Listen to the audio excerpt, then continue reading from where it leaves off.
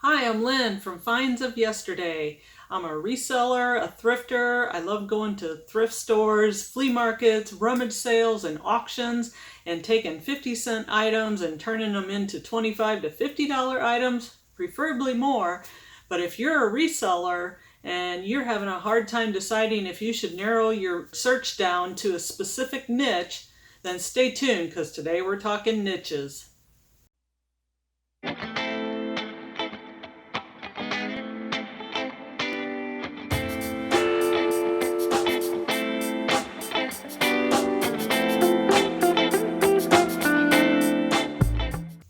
Hi, I'm Lynn. Welcome to Finds of Yesterday. Today we're talking niches. So I was out sourcing this past weekend and I went to all these yard sales at the citywide and I could have gone crazy. I literally could have bought everything because when you're talking 50 cents to $1 per item, it seems like I can make money on this. I can make money on that. You can make money on anything, especially when you can buy it for 50 cents. People are practically handing it over to you saying, "Please just take it out of my house." So when you're out, you have to have some kind of self-control. I have this problem, so I was thinking a lot about it when I was out Friday and Saturday. So niches are something that you focus on in a specific category. And starting out, it's hard to narrow your niche down unless you have a passion for something. If you have a passion for, let's say, jewelry, then you could probably go out and source jewelry, but you're going to have to go to a lot of different places and stores and looking online and various places to find enough jewelry to fulfill your eBay store. If you don't narrow your niche down, you do have a lot of other opportunities. For example, I don't like clothing sourcing. I do it, but I don't necessarily like it because I can go to a thrift store and look through the hard goods fairly fast and determine what I want. But when it comes, then I go to the middle of the store and I see all these clothes and I'm overwhelmed and I don't know what to go to. So I flip through the jeans, flip through the men's shirts, go to the women's shirts, go to the athletic wear, and I'm just overwhelmed. And I can flip through every shirt on that rack, and the ones I pick out usually have a stain, a tear, a snag. There's something wrong with it, and a lot of times I miss it. So I'm all excited. I throw it in my cart, and then I say I'm going to go through my cart before I get up to the checkout, and then I never do that. And I bring it home, and then I go through it, and I start snapping pictures of it, which I've already created a listing for it. And when I snap the pictures, and I say, "Oh no, what's this?" Because the bright lights are shining on it. But I'm glad I find it before I actually list it and sell it. But my issue is I should have never bought it. Many of the stores don't offer returns. I don't get there often enough to even get there in the time frame that you need to return it. So clothing is a bad thing for me. I also can never find high-end name brand clothing in my area. We're just in a rural area and the availability is not there. Or if it is there, there must be other YouTubers, resellers, thrifters out there that are buying it all up before I get there because I never see any. So that's one thing I just don't like to look for clothing. If I see something and it happens to be a Columbia coat, which I know I can sell for $40 or $50, I'll pick it up. If I spend $10 or less on it, you bet I will pick it up. So I don't completely rule out coats and shoes and purses, but it's very seldom that I ever find a really good deal when it comes to that item. And there's so much online already for clothing.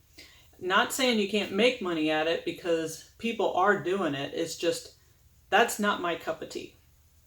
So my cup of tea is vintage, but we'll get into that a little bit later. So the question is, what do you like to do? This will help narrow down if you should have a niche or not. Do you have a passion for something you really, really like to do, and you know a lot about it, and you know where to find it? Do you have sources in your area for it? If you don't have the sources, do you have the capability of finding it online? Do you have connections that you can get it and it's readily available. All these things make a difference. If you're buying one-off items, then you are going to be finding them at thrift stores. And is that something you like to do? Do you like to go into the stores and source all day in one store? Do you like to go to yard sales or rummage sales? What is the thing you like to do? So for me, I really enjoy auctions, and you have to like going to auctions because usually it's hot and steamy in the middle of the summer and you're sweating your butt off, and you need to stay there all day because there's items at the end of the table that you want, or at the around the house and around the corner, because it's going to take hours to get over there, so you stay all day. So I really enjoy doing that. Some people wouldn't, but that's where I find the best vintage items that I can find, and usually they're in a very reasonable price. There is some other dealers out there that you might be bidding against, and it is what it is, and some items you're not going to get and they're going to get. So it's fair is fair, and fair is fair in love and war. Something like that. So my point is, if you want to find a niche, make sure that you have enough inventory that's going to be readily available to you. Otherwise, sourcing for different categories of items is probably going to be the better option for you, especially in the beginning, because you're going to have a lot more options. Like when I went to the yard sales, if I was in kitchen goods or looking only for kitchen items, I would have only come home with one set of glasses. Now, that wouldn't have been worth my whole day of sourcing. So instead, I bought one set of glasses, I bought a bag full of jewelry, I bought a couple pieces of clothing, I bought a couple quilts, and I could go on and on, a couple wall hangings. I had to keep my focus on, am I going to be able to sell this for $20 on up? Otherwise, I'm going to leave it here. Of course, the first yard sale I went to, I bought a little picture that was only 8 by 10, and it was 25 cents. But it had the cutest cat on it that was vintage, and you could tell it was vintage, and I'm probably only going to be able to sell it for $12 to $13. I just couldn't pass him up. So that's the problem. If you have a niche, make sure you stick to it. And the other thing is space. As you can see, I'm running out of space, so my focuses are different than when I first started thrifting. And now I'm looking for a lot smaller items because I'm starting to run out of shelving space. And I'm also trying to deplete a lot of my bigger items, so I'm lowering the prices on a lot of that. And I'm trying to stay focused when I'm out and about, that I do not buy huge items because I know I don't have the storage space. So that's my spiel for today, and I hope that it helps you. And just think about if you want to narrow it down to a niche, or if you don't, or just give yourself some guidelines when you're out there sourcing so that you don't come home with tons and tons of stuff that you probably shouldn't have. So thank you for joining me today, and let's check out what I got at the sale, and hopefully this helped you. Have a great day. Okay, so here's the 2 bicycle shirts that I got. Pearl Izumi, and this other one's a Nike with the post office on it. And they look like larges. So I could probably sell these for, I'm guessing, 25 to 35 a piece. I made a deal with the lady, so I paid about $2.50 for them a piece, maybe less, maybe 2. And then I also found at the same yard sale this Columbia coat, and it's a nice heavy-duty coat with a lining inside of it. And then this Orvis sweatshirt has the side zipper, or the pocket, and it's really a really nice quality jacket. Trout Bum it's called, but it's by Orvis. And then here's the two quilts that I got, and you can see the nice quality that they are. Let's see if I can show you closely. You can see the stitching is not consistent, so it's all been,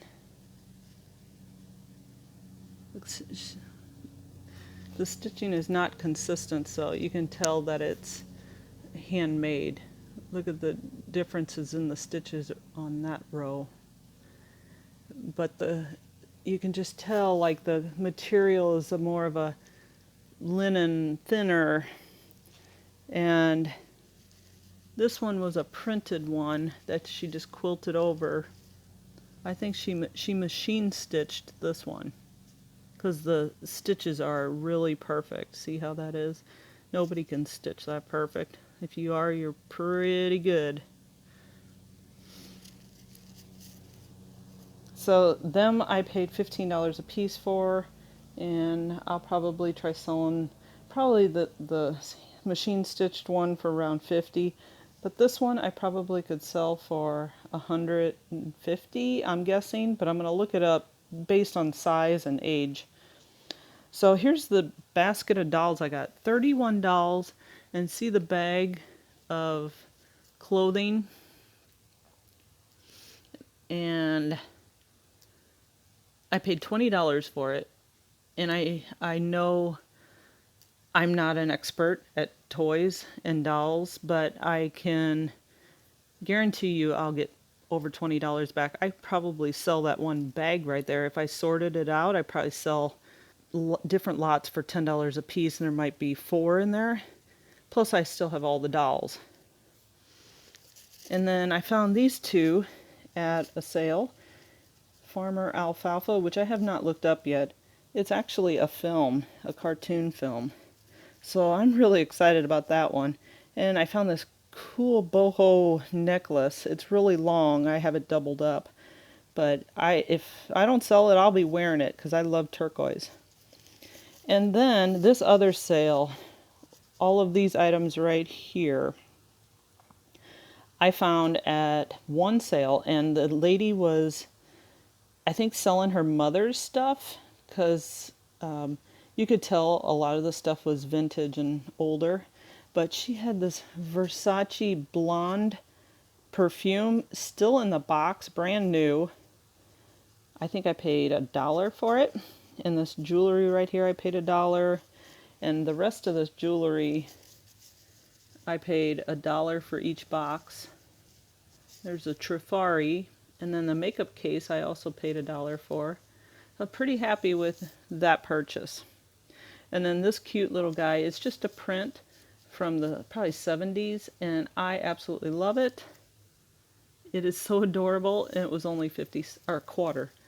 And then this Vera Bradley purse I paid $2 for, and I paid $2 for the red velvet vintage purse as well. And then these, I found more jewelry at this one sale. A guy was selling out of his, at a flea market booth, and he was selling out of his stuff. So I paid 50 cents and $1 for each piece of this jewelry. And I also found this Buddha there, which was $1.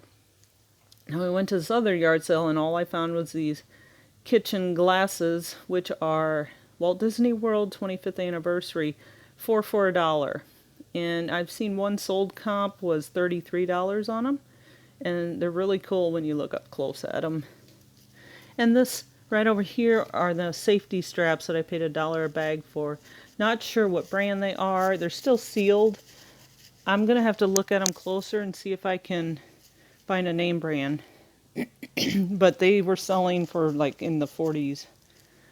And this Adidas jacket is vintage. I paid $2.50 for it. I think I need to throw it in the washer. But it's a nice Adidas jacket. I think I missed the Puma jacket, which is over here. This is another $2.50 purchase, and it needs to go in the washer to get. But it's in nice shape. It's heavy duty. It's got the white stripe down the arms. Should be able to sell that for I'd say 25 is my guess.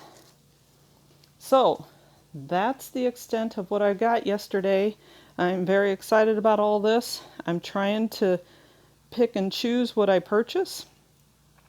Oh, I didn't mention the Kool-Aid Jammers. That's a pencil pouch. I thought it was really neat. I haven't looked it up, but it's brand new. They never used it. So anyway, I'm going to look up some comps before I price anything. I'm going to clean stuff up and get it all listed. Thank you for joining me. Hope this helps you out.